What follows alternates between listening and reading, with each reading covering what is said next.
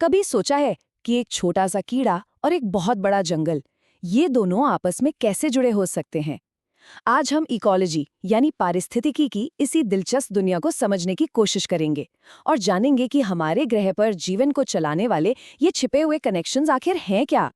Ecology, ये शब्द हम सब ने कहीं ना कहीं जरूर सुना होगा। अक्सर इसे हम पर्यावरण या सस्टेनेबिलिटी से जोड़ के देखते हैं। पर सवाल ये है कि इसका असली मतलब क्या है। देखिए, ये सिर्फ रिसाइकलिंग से कहीं ज्यादा गहरी बात है।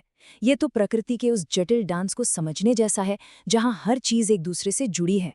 अगर बिल्कुल सीधे सरल शब्दों में कहें तो इकोलॉजी एक तरह से नेचर के सोशल नेटवर्क की स्टडी है। जी हाँ, इसमें ये देखा जाता है कि कैसे हर एक जीवित चीज, चाहे वो छोटे से छोटा बैक्टीरिया हो या फिर विशालकाय व्हेल, एक दूसरे के साथ और अपने आसपास के माहौल के साथ इंटरेक्ट करती है। मतलब ये सब कुछ कनेक्शंस का ही खेल है।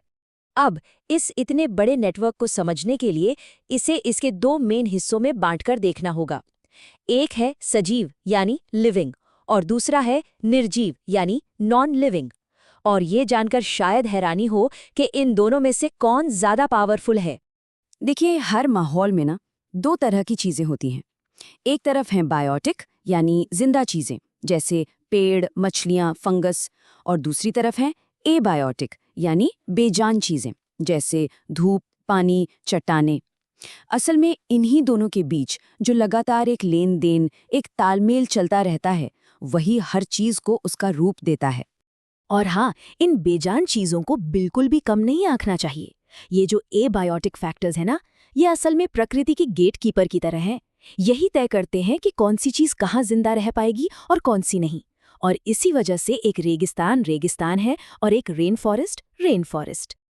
अच्छा, तो अब जब ये बेसिक बिल्डिंग ब्लॉक समझ आ गए हैं, तो चलिए थोड़ा जूम आउट करते हैं।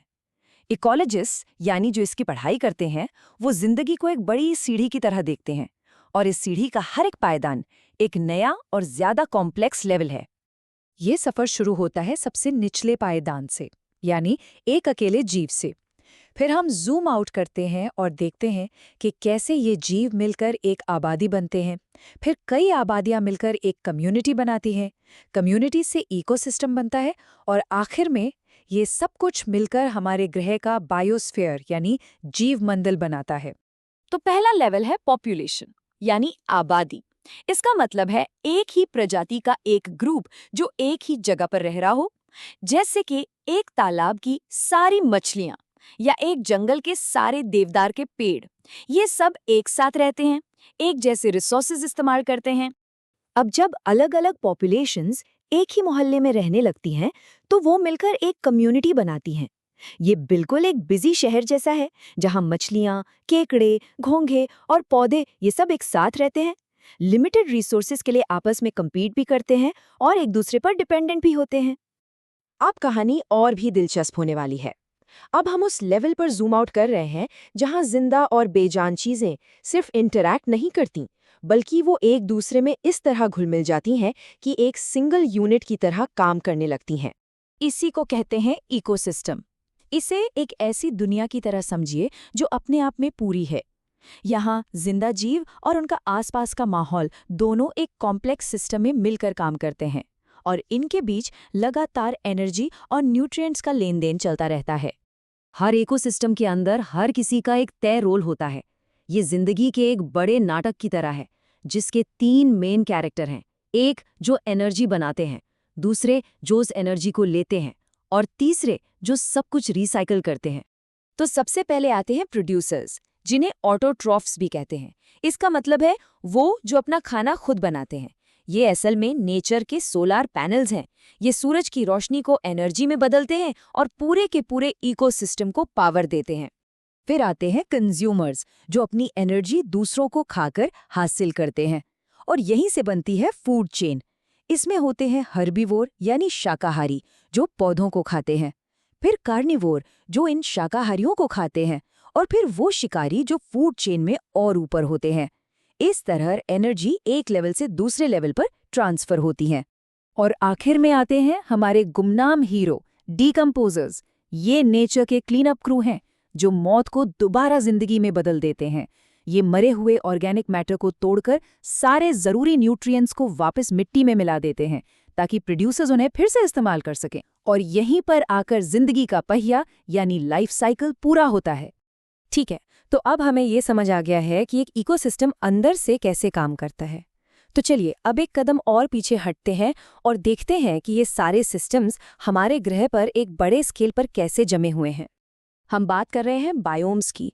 इन्हें हमारे प्लैनेट की बड़ी बड़ी इकोलॉजिकल कम्युनिटीज कह सकते हैं। हर बायोम की अपनी एक खास पहचान होती है और ये पहचान बनती है दो मेन चीज़ों से, वहाँ का टेम्परेचर कैसा है और बारिश कितनी होती है। ये समझिए कि ये नेचर के ग्लोबल नेबरहुड हैं। जैसे कि ट्रॉपिकल रेन फॉरेस्ट को ही ले लीजिए।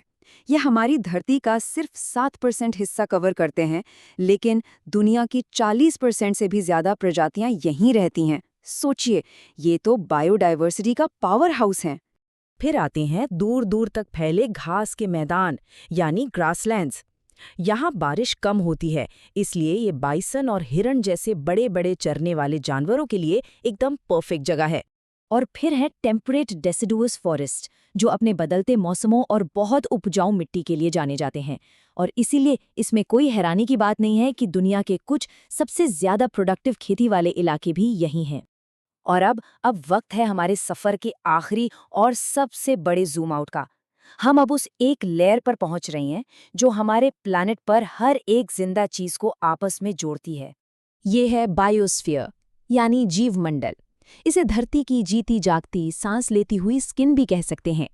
असल में ये हमारे प्लैनेट के सारे इकोसिस्टम्स का टोटल है, जो हवा, जमीन और समुद्र हर जगह फैला हुआ है।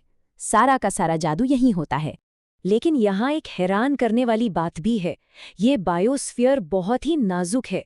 ज्यादातर जिंदगी एक बहुत ही पतली सी परत में मौजूद है।